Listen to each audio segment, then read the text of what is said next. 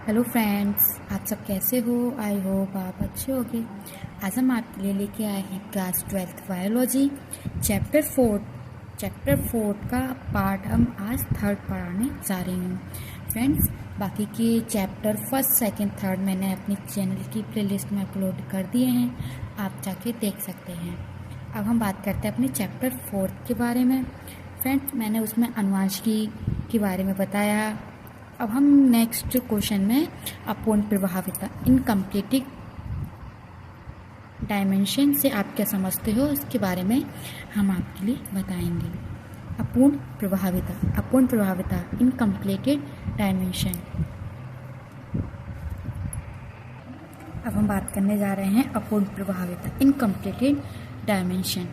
अपूर्ण प्रभाविता को सर्वप्रथम कॉलरेंस ने 1903 में गुलामाश के पौधों में देखा। उन्होंने देखा कि गुलामाश मेंडल का जो प्रभाविता का नियम का जो पालन वो नहीं कर रहा है, नहीं करता, अपितु इसमें F1 पीढ़ी के लक्षण प्रारूप फिनोटाइप अपने जनकों से नहीं मिलते हैं, बल्कि दोनों के बीच का जैसे कि हम कहते हैं ना ही इनका ना उनका, ये बीच के होते हैं। इनका अर्थ ये है कि अपूर्ण प्रभाविता में प्रभावी या अप्रभावी का संबंध नहीं होता, अपितु ये माध्यम लक्षण प्रारूपी अभिव्यक्त करता है। मतलब ये अपूर्ण प्रभाविता है, ये एक बीच का माध्यम होता है, उस लक्षण को अभिव्यक्त करता है। फॉर एग्जाम्पल आप देख सकते हैं जैसे कि अपूर्ण प्रभाविता को गुलामाश में देखा जा सकता है। गुलामाश के लाल पुष्प वाले पौधे तथा सफेद पुष्प वाले पौधे के बीच क्रॉस कराने पर पहले F1 पीढ़ी में लाल गुलाबी रंग के पुष्प वाले पौधे उत्पन्न होते हैं। अब F1 पीढ़ी के इन गुलाबी पुष्प वाले पौधों के बीच स्वपरागण कराते हैं, तो F2 पीढ़ी में प्राप्त होने वाले पौधे एक लाल, 2 गुलाबी तथा एक सफ़ेद पुष्प वाले पौधे प्राप्त होते हैं। फ्रेंड्स, ये एग्जाम्पल है, हमें ये बोर्ड के एग्ज़ाम में भी देखने को मिलता है। फ्रेंड्स, मैं अभी यूपीएससी में मेरा बॉटनी का सिलेबस है, मैंने बॉटनी लिया है, तो उससे रिलेटेड मैं अपने साथ साथ में आपके लिए भी क्लास 12 एवं मैं उसके साथ साथ आपको नोट्स आपके साथ शेयर कर रही हूँ, क्योंकि मैंने अभी 4 चैप्टर कंप्लीट, चौथा चैप्टर है, 3 चैप्टर मैंने कंप्लीट करा दिए हैं। अब हम बात करते हैं इसके एग्जाम्पल के बारे में, फिगर के साथ साथ आपको पढ़ाते हैं। जैसे लाल पुष्प वाले पौधों को कैपिटल R से शो करेंगे और सफ़ेद पुष्प वाले पौधे को स्मॉल r से शो करेंगे। अब हम इनके बीच क्रॉस कराते हैं, तो R1 मतलब एक R स्मॉल और कैपिटल के साथ साथ लेते हैं, तो F1 पीढ़ी में हमें R1 R2 मतलब कैपिटल R स्मॉल r और कैपिटल R स्मॉल r ले लेते हैं, इन दोनों में से एक जोड़ा। इसके साथ हम F2 पीढ़ी में क्रॉस कराते हैं, तो R1 capital R capital R small r capital R small r और स्मॉल r के साथ F2 पीढ़ी में हमें लाल 1 गुलाबी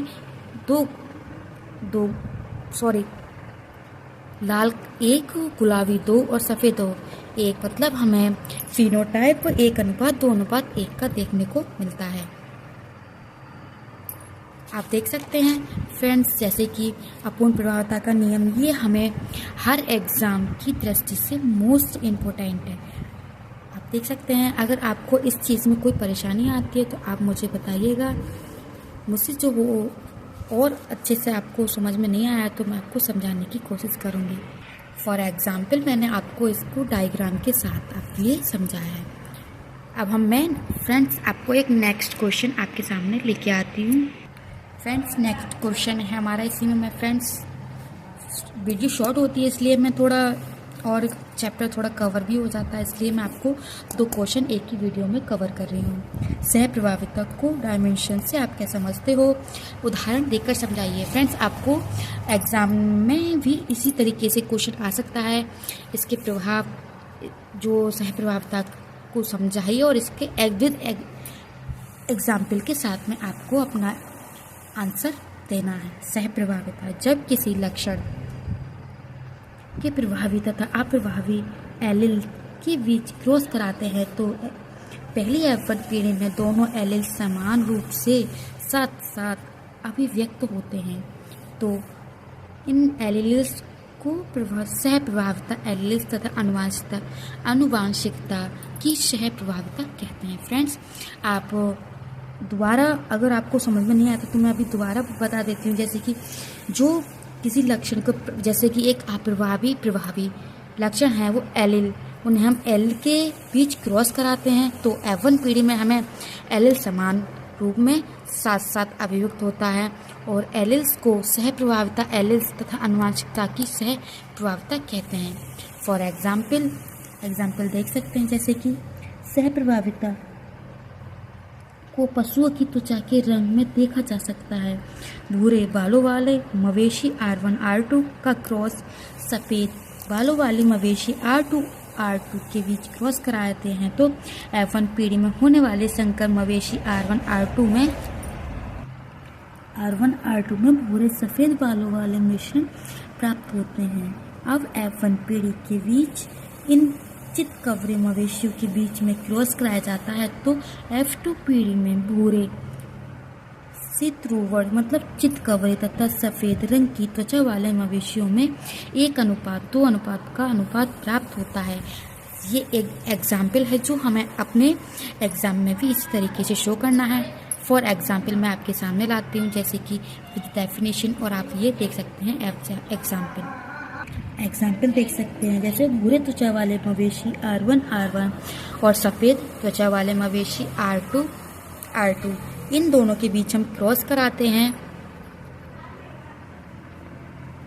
तो F1 पीढ़ी में हमें R1 R2 प्राप्त होता है और नेक्स्ट R1 R2 मतलब एक का पेयर हमें प्राप्त होता है। F1 पीढ़ी मतलब चितकबरे सितारू मवेशी हमें देखने को मिलते हैं F1 पीढ़ी में।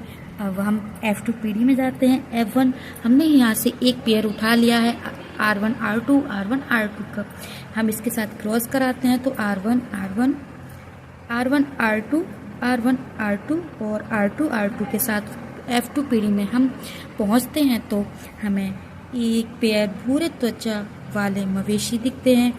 R1 ये दो पेयर हमें चितकबरे मतलब वाले मवेशी दिखते हैं सितारों, और R2 मतलब सफ़ेद त्वचा वाले मवेशी जी F2 पीढ़ी में हमें इसका अनुपात 1:2 अनुपात का दिखता है। ये एक सह प्रभाविता कहलाता है जो हमें बीज का न प्रभावी अप्रभावी बीज का देखने को मिलता है। आप देख सकते हैं फ्रेंड्स, आप अपने नोट्स अच्छे से बनाइए और वीडियो आपको कैसी लगी आप कमेंट सेक्शन में बताना। एंड आप वीडियो को ज़्यादा से ज़्यादा लाइक करें, शेयर करें एंड सब्सक्राइब करना ना भूलें। अगर इससे रिलेटेड अगर कोई क्वेश्चन और है तो आप मुझे कमेंट सेक्शन में बताएं एंड वीडियो को आप ज़्यादा से ज़्यादा शेयर करें एंड सब्सक्राइब करना ना भूलें। फ्रेंड्स, मैं अपने अनुभव को शेयर कर रही हूँ, जो मैंने पढ़ा है, जो मैं अब तक यहाँ तक पहुँची हूँ, इतनी तैयारी अपनी अभी भी कर रही हूँ। आप सभी को नोट्स कैसे लगे कमेंट सेक्शन में बताना। Thank you friends, thank you, all the best your preparation for या 12th मैं अभी UPSC की कर रही हूँ, तो आप अच्छे से अपनी तैयारी करें। Thank you.